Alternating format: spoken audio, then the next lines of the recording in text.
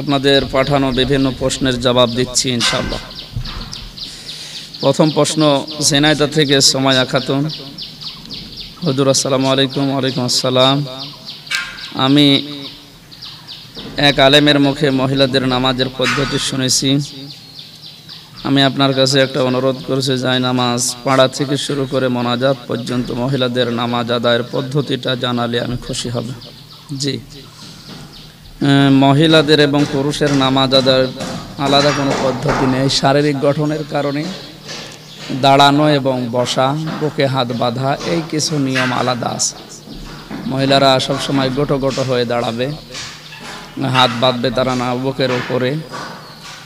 এরপরে বসার সময় পা মেলিয়ে গোটো গোটো হয়ে বসবে। তাছাড়া রুকু সেজদা সূরা কিরাত আর অন্যান্য যে দোয়াগুলো আছে অবশ্যই এগুলো পুরুষের মতো সব পড়া লাগবে। জায়নামাজ আপনি যখন পড়বেন বিসমিল্লাহির রহমানির রহিম বলে আরম্ভ করেন। ইন্নী ওয়াজ্জাহাতু ওয়াজহিয়া লিল্লাযী ফাতারাস সামাওয়াতি ওয়াল আরদা হানিফা ওয়া মা আনা মিনাল মুশরিকিন। এটা জায়নামাজ পড়ার দোয়া না, কোরআনের একটা আয়াত। আপনি সানা পড়ার পরে এটা পড়তে পারেন।